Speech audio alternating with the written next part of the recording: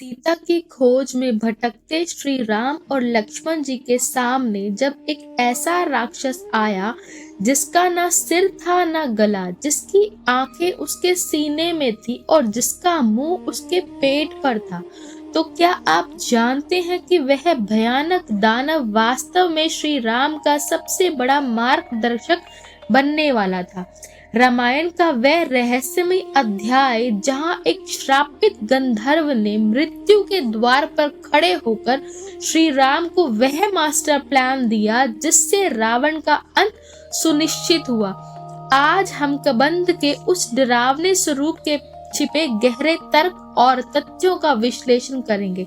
तो तैयार हो जाइए रामायण की साइकोलॉजी समझने के लिए।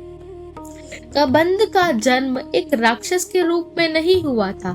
वह विश्वावसु नाम का एक अत्यंत सुंदर गंधर्व था, लेकिन फिर वह इतना विभत्स कैसे बना? यहाँ दो महत्वपूर्ण तथ्य आते हैं। पहला, अहंकार का पतन। विश्वावसु को अपनी सुंदरता और शक्ति पर घमंड था। उसने ऋषि स्थूलशिला का उपहास किया। ऋषि ने उसे श्राप दिया कि उसका स्वरूप उसकी सोच जैसा ही कुरूप हो जाए। दूसरा, इंद्र का वज्र। जब उसने ब्रह्मा जी से अमरता का वरदान पाकर इंद्र पर आक्रमण किया तो इंद्र ने अपने वज्र से उसके सिर को उसके धड़ में धसा दिया। चूंकि वह मर नहीं सकता था, इसीलिए उसकी भूख मिटाने के लिए उसका मुख पेट पर बना दिया गया।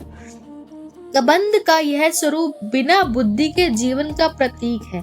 जिसका सिर धड़ में धस जाए वह केवल अपने पेट के वश में रहता है। कबंध की भुजाएं एक योजना भी थी। उसने श्री राम और लक्ष्मण को जकड़ लिया। यहाँ श्री राम ने जो किया वह एक महान लीडर की निशानी है।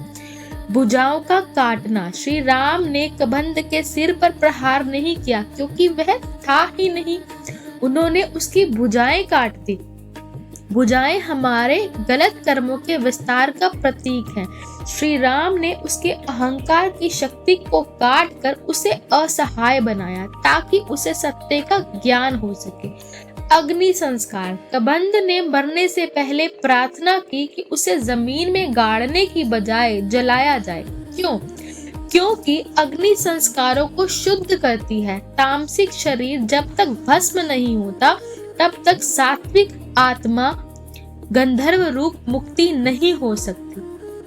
मुक्त होने के बाद कबंध ने श्री राम को जो जानकारी दी वह रामायण की सबसे बड़ी स्ट्रेटेजिक डिप्लोमेसी है। उसने श्री राम को केवल रास्ता नहीं बल्कि समाधान दिया।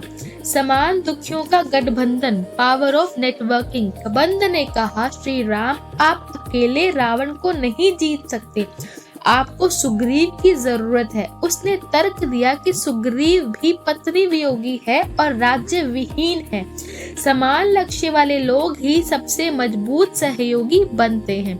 Intelligence bureau. उसने बताया कि वानर सेना दुनिया के चप्पे चप्पे से वाकिफ है।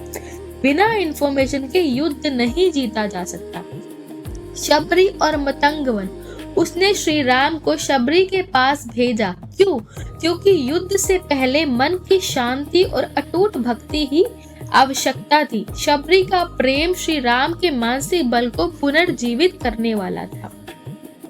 कबंध का उद्धार हमें 3 बड़े जीवन मंत्र देता है। पहला, अहंकार का अंत। आपकी सुंदरता और शक्ति तब तक ही सार्थक है जब तक आप दूसरों का सम्मान करते हैं। दूसरा, बुरे समय में अवसर। कबंध ने श्री राम के लिए एक मुसीबत था, लेकिन वही उनकी जीत का रास्ता बन गया। आपके जीवन की परेशानियां भी आपको सही दिशा दिखा सकती हैं। तीसरा, ईश्वर का न्याय। श्री राम केवल शत्रु को मारते नहीं हैं, वे उसके बंधनों से मुक्त करते हैं। तो दोस्तों, कबंध का यह प्रसंग हमें सिखाता है कि कभी कभी हमें अपनी लंबी भुजाओं यानी लोभ को काटना पड़ता है ताकि हम अपने दिव्य स्वरूप को पहचान सके। अगर आपको कबंध के इस तर्क और तथ्य वाले विश्लेषण ने प्रभावित किया तो वीडियो को लाइक जरूर करें। अगले भाग में हम बात करेंगे शबरी के इंतजार और मतंग ऋषि के उस रहस्यमय वन की जहां श्री राम को मिला निस्वार्थ प्रेम।